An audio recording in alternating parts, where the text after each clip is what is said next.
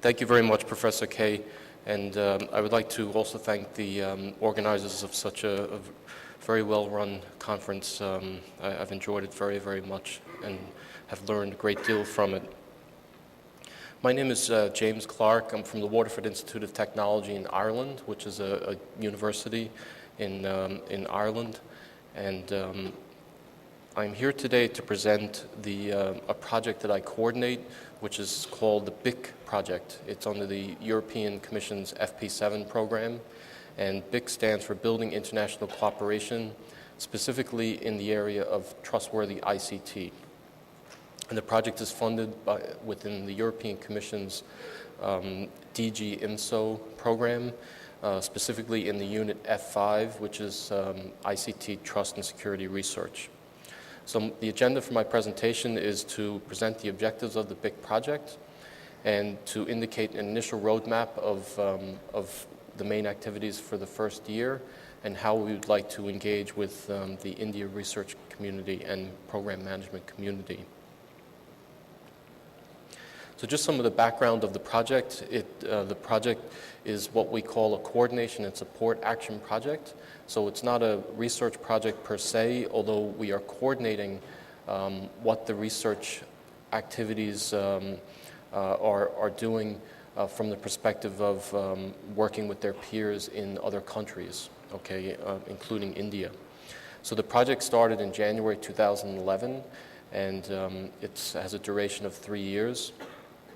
The countries that are targeted are specifically India, Brazil, and South Africa, and also continuing collaboration with countries that have already been established in the US, Japan, Korea, Australia, and Canada. So the website is here. It's bic-trust.eu, and for additional information on the previous project, IncoTrust, I give this site here as well.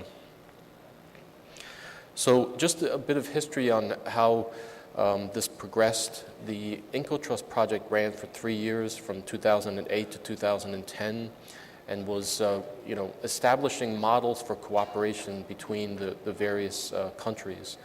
And the strongest, at that point in time when we started, the strongest collaboration that had already been established was between the EU and US. And then we sort of built our models on how to collaborate between the countries, which were at that point in time operating very much in a silo mode in their research in trustworthy ICT. So we tried to break this mode, and we developed some initial models with the U.S., looking at alignment of programs, holding workshops, and things like that. So then we started extending this model through to other countries. So we would have bilateral workshops within the countries, and then come together in a bigger forum. And so we built this up in this project entitled IncoTrust. So then the BIC project is now has started in January, and that's bringing in India, Brazil, and South Africa. And we're using the same processes and the same models that we used, with some added knowledge of what we've learned from the IncoTrust project. So we're looking more towards a long-term strategy and more towards building a truly global community in the trustworthy ICT areas. So the objectives of the project, just in summary, are we're developing a strong long-term EU engagement with India and Brazil and South Africa within the areas of trust, security, and privacy.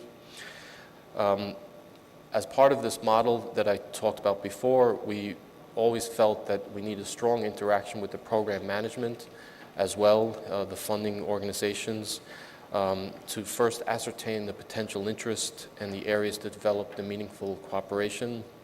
We also find that having the program management showing significant interest, it always then is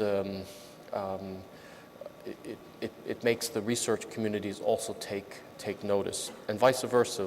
When the research communities are very active, the program management and the funding organizations seem to take more notice of what's happening. So within our model, we have both this sort of a top-down and bottom-up approach. Then in order to connect between what we did in IncoTrust and what we're doing in BIC, we're creating an international advisory group, an IAG, so we can sort of bridge what has happened in the previous project and the new project. And we're establishing working groups in order to build a truly global community. And this will be comprised of both members from the funding agencies, as I said, and also from the research communities.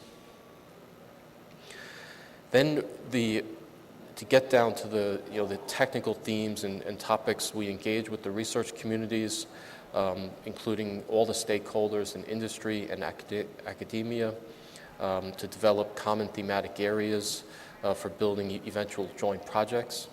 So one thing that we're looking at very strongly in BIC is, to not only just scope out the topic areas, but also to start to build consortia around these topic areas. And this is something that the European Commission are very much pushing for us to do in the project. And it also behooves the research communities to do this as well. Then we're developing meaningful and tangible engagement with India to result in a dedicated EU-India track for establishing cooperative East European Commission and India projects in the trust, security, and privacy areas.